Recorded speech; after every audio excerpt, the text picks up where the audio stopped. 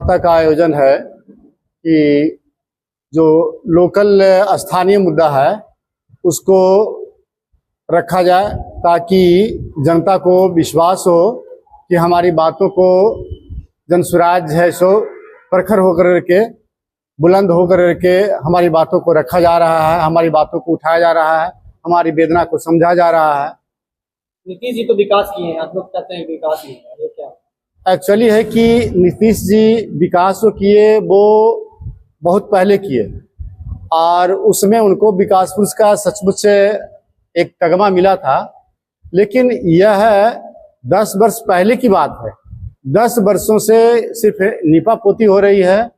आप जाइए प्रखंड में, जाइए किसी भी सरकारी कार्यालय में चले जाइए, सिर्फ वहाँ पैसों का लेन देन हो रहा है और भ्रष्टाचार इतना चरम सीमा पर पड़ गया है कि बिना पैसा के कहीं कुछ नहीं होता है। मंत्री और लोग जो जितने कर्मचारी पदाधिकारी हैं सारे लोग इस में अकूत डूबे हुए हैं और भ्रष्टाचार के चलते जनमानस में जो पब्लिक है वो त्राहिमाम हो रहा है, क्योंकि उसका कोई सुनने वाला नहीं है, कोई करने वाला नहीं है। देखा जा रहा है कि खाद की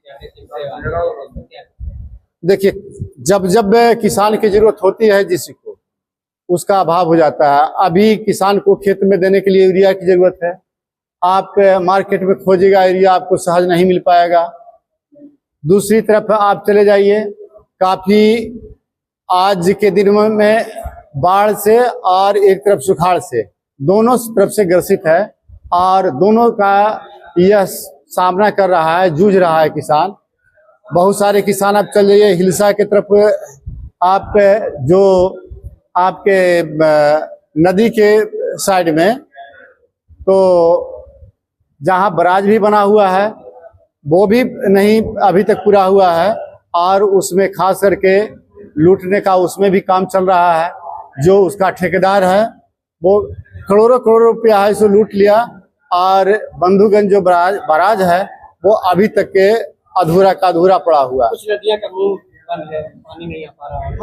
वो फल्गु एक नदी है जिससे काफी नालंदा के बहुत बड़े भाग में उससे सिंचाई होती है और उसमें उसका जो अभी फिलहाल का हुआ कि तेल्हाड़ा से आगे जा के नदी का पूरा तटबंध टूट गया, उससे काफी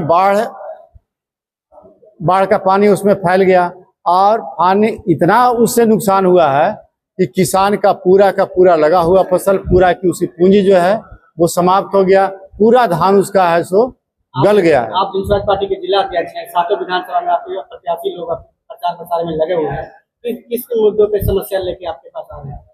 देखिए, सबसे पहले हमारी समस्या ये है कि बिहार को हम लोग बदलना चाहते हैं और उसमें शिक्षा, बेरोजगारी, किसानों का दुर्गति और यहाँ का पलायन, जो वृद्ध महिला और विकलांग और जो विधवा है उसको पेंशन अभी जो भी कुछ बढ़ाया गया है, कम ही बढ़ाया गया है।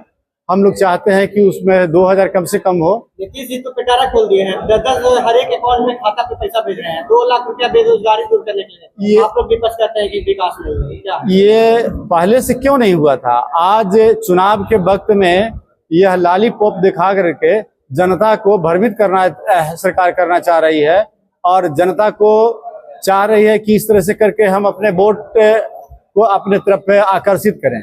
जनता भोली भाली नहीं है, सब समझती है। प्रशांत किशोर की 12 तारीख को फिर नालंदा में फिर आगमन है, इसमें क्या कहेंगे?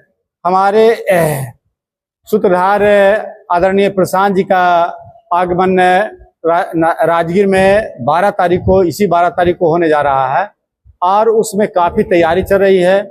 हमारे समझ से 30-40 हजार लोगों की कम से कम भीड़ होगी और सभा सफल हो इसके लिए हम सारे जनसुराज जितने भी उसमें लीडर्स हैं, अधिकारी पदाधिकारी हैं, जनसुराज भाई हैं, सब लोग उसमें लगे हुए हैं। पूरे नालंदा के पूरे डिस्ट्रिक्ट से लोग जाने की तैयारी में लगे हुए हैं। काफी काफी संख्या में वहाँ लोग उपस्थित होंगे और सभा को सफल बनाएंगे।